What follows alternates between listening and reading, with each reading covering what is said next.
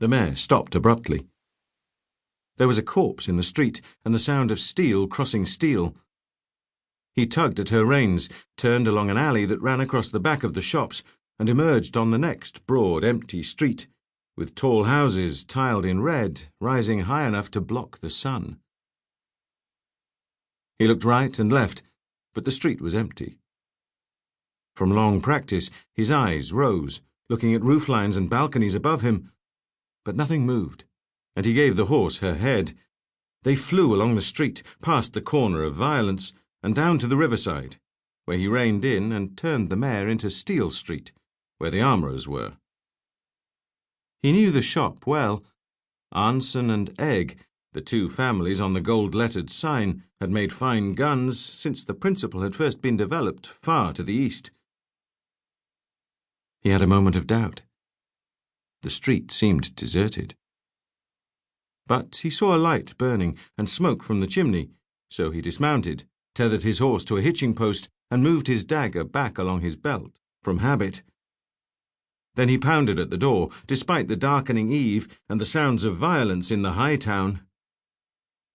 He heard footsteps. "You came," said young Arnson. He pushed in beside the young man. "I came for my fusil."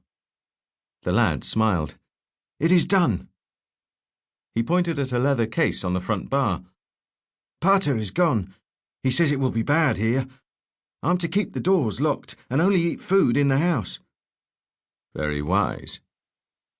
The man paused to admire the case, the fine steel buckles made by hand and blued, and expert leatherwork.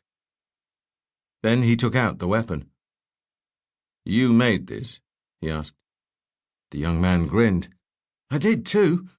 Pater helped with the lock. I'm not that dab with springs yet. And I hired the leatherwork." The boy was so pleased with himself that the man almost laughed. He permitted himself a smile instead. "And the compartment?" "Just as you asked," the young man said. "Not in the weapon, neither." He showed his visitor the cunning compartment built for keeping a secret. "Superb," the man in the black cloak said, and slammed his dagger into the young man's temple, killing him instantly. The blade emerged from the other temple with admirable precision, and the man in the black cloak supported the corpse all the way to the floor, stepping away from the flow of blood. Then he filled the secret compartment with his deadly secret, wearing gloves. One tiny jewel skittered away across the table, and he tracked it down, picked it up with coal tongs from the fireplace, and put it in his belt purse.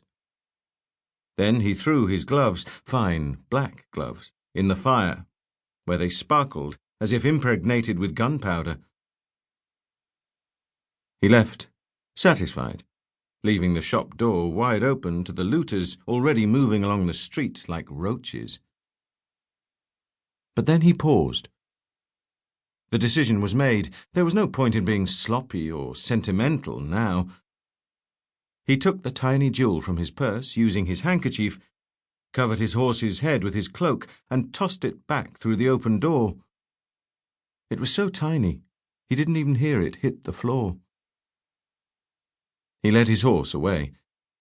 Only after he counted 100 paces did he trigger the jewel's power. The house behind him seemed to swell for a moment. Then fire, white fire, blew from every window, the glass and horn panes exploding outwards, the shutters immolating, the doors blowing off their hinges. It sounded like a crack of thunder, followed by a rushing of wind, and then the fire began to catch the other old houses in the row, even as the first house collapsed inwards in a roar of sparks and a burst of thick black smoke. He mounted his mare, who didn't like the smell of blood on him, or the sound or smell of smoke, and he used some of his power to cast an occulter. It didn't make him invisible. It merely compelled most people to look elsewhere. He drew a second pair of gloves from his belt and tried not to acknowledge that he'd always intended this. The killing, the secret, the compartment.